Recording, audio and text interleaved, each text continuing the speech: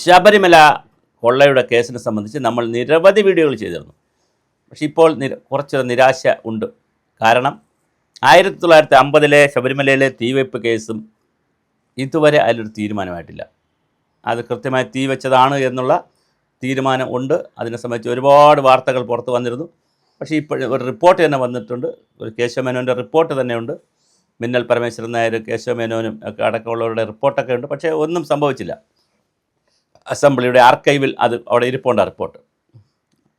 ഇപ്പോഴിതാ ശബരിമലയിൽ 75 വർഷം കഴിഞ്ഞപ്പോൾ വലിയ കൊള്ള നടന്നു. വലിയ പ്രതീക്ഷയോടെയാണ് ഹൈക്കോടതിയുടെ ദേവസ്വം ബെഞ്ച് ആളുകളെ വെച്ചത്. SIT സ്പെഷ്യൽ ഇൻവെസ്റ്റിഗേഷൻ ടീമിനെ വെച്ചു. കേസ് മുമ്പോട്ട് പോയി. 13ഓളം പേരെ അറസ്റ്റ് ചെയ്തു. നിരവധി പേരെ അറസ്റ്റ് ചെയ്യാനും ചോദ്യം ചെയ്യാനുള്ള സാധ്യത ഉണ്ടെന്നറിഞ്ഞു. അങ്ങനെ വളരെ ഹൈപ്പിൽ പൊയ്ക്കൊണ്ടിരുന്നപ്പോഴാണ് പെട്ടെന്ന് കാര്യങ്ങൾ കീഴ്മേൽ മറിയുന്നു. 9-ാം തീയതി, ഈ മാസം 9-ാം തീയതിയാണ് കുറ്റപത്രം കൊടുക്കുമെന്ന് പറയുന്നത്, ഫെബ്രുവരി 9-ന്. പക്ഷേ ഇതുവരെ കുറ്റപത്രം തയ്യാറായിട്ടില്ല. ഇനി തയ്യാറാകണം, ഗവൺമെൻറ്റിൻ്റെ അനുവാദം വാങ്ങണം, പല കണ്ടീഷനും ഉണ്ട് അതിനകത്ത്. അതിനിടയിലാണ് സ്വാഭാവിക ജാമ്യം കിട്ടി. മുരാരി ബാബുവും സുധീറും 3 പേര് സ്വാഭാവിക ജാമ്യത്തിൽ ഇറങ്ങിയിട്ടുണ്ട്. സ്വാഭാവിക ജാമ്യം എന്ന് പറഞ്ഞാൽ ഒരു കേസുണ്ടായാൽ 90 ദിവസത്തിനകം കുറ്റപത്രം കൊടുത്ത് കോടതിയിൽ സമർപ്പിച്ചില്ലെങ്കിൽ സ്വാഭാവികമായിട്ട് ജാമ്യം കിട്ടും. സ്വാഭാവിക ജാമ്യത്തിൽ നാച്ചുറൽ ജസ്റ്റിസ് എന്നൊക്കെ പറയുന്ന, സ്വാഭാവിക നീതി എന്നൊക്കെ പറയുന്ന രീതിയിൽ 3 പേർ ഇപ്പോൾ പുറത്തിറങ്ങി. 4-മൻ നാളെ, ബുധനാഴ്ച നാളെയാണ് ഉണ്ണികൃഷ്ണൻ പോറ്റി, 1-ാം പ്രതിയായ ഉണ്ണികൃഷ്ണൻ പോറ്റിയുടെ ബെയിൽ ആപ്ലിക്കേഷൻ, ജാമ്യാപേക്ഷ എടുക്കുന്നത്. അദ്ദേഹത്തിന് ചിലപ്പോൾ ജാമ്യം കിട്ടാനാണ് സാധ്യതയുള്ളവരെയും 90 ദിവസം ആവുകയാണ് അദ്ദേഹം. അങ്ങനെ എല്ലാവരെയും 90 ദിവസം ആയവരെയൊക്കെ പുറത്തു വരുന്നു. പലരെയും മാപ്പ് സാക്ഷിയാക്കുന്നു. ഇപ്പോൾ ജയറാം അടക്കമുള്ള ആളുകളെ മാപ്പ് സാക്ഷിയാക്കുന്നു. പിന്നെ രഹസ്യമായ റിപ്പോർട്ടുകൾ തയ്യാറാക്കുന്നു.